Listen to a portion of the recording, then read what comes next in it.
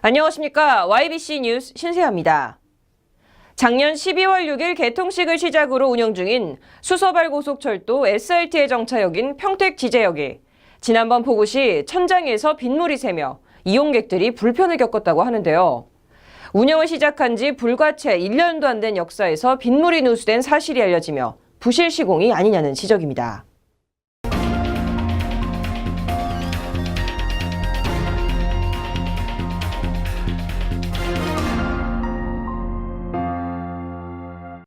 경기도 평택시 지제동에 위치한 평택지제역. 총 543억 원 중 135억 원이 투입된 고속철도 역사입니다. 그런데 지은 지 채 1년도 지나지 않은 지난 7월 초 집중호우 시 역산에 빗물이 샌 사실이 드러나며 논란이 일고 있습니다. 지제역 관리를 담당하고 있는 SR 관계자는 천정 부위의 이음새 부분에서 빗물이 유입됐다고 당시 상황에 대해 전했습니다. 그쯤에 초룡수쯤에 엄청 많이 왔었을 때 그때 누수가 좀 발생했습니다. 빗물이 샌 곳은 SRT 지제역과 기존의 전철역을 연결한 부위로 계단 일부와 대리석 바닥이 물을 머금어 주변의 정상적인 부분과 확연히 구분됩니다. 12월달에 등록했고요. 지금 1년차 지금 하자 구조를 보고 있습니다. 위에 코킹이 터져가지고 누수가 되는 겁니다. 코킹이 터졌어요? 예. 그 판넬부분이 열 때문에 코킹이 이제 좀 찢어지는 상황이고요. 어제까지 지금 하자 구조를 좀 봤습니다. 현재는 해당 누수 부위에 대해 지난 25일과 6일 양일간 시행사인 D개발에서 보수 공사를 진행했으며 더 이상 누수 현상은 진행되지 않고 있다고 관계자는 밝혔습니다. 거기 그 보수공사 비누수 관련 보수공사가 언제 진행되신 거죠?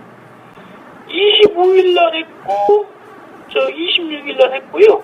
오늘 또 그 시공사 소장님이 있다가 오후에 오신다고 해서 나머지 또 그 누수되는 부분 체크해서 공사하신다고 그러네요.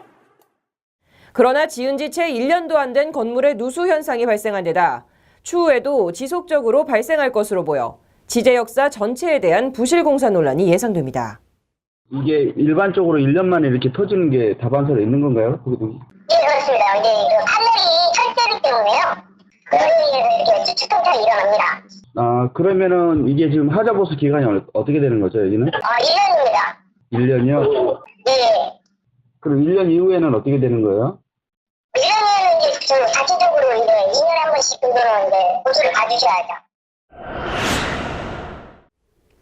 SRT를 타기 위해 지제역을 이용하는 이들은 하루 2,500여 명 남짓.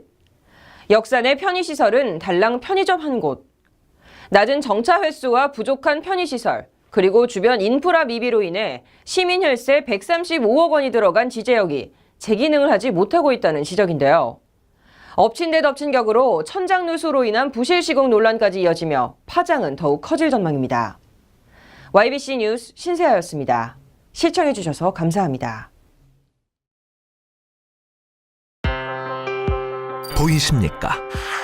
21세기 동북아 물류의 전초기지 평택항, 삼성 보덕산업단지, LG 진위 2산업단지 등 평택은 세계 인류 기업들과 함께하고 있습니다.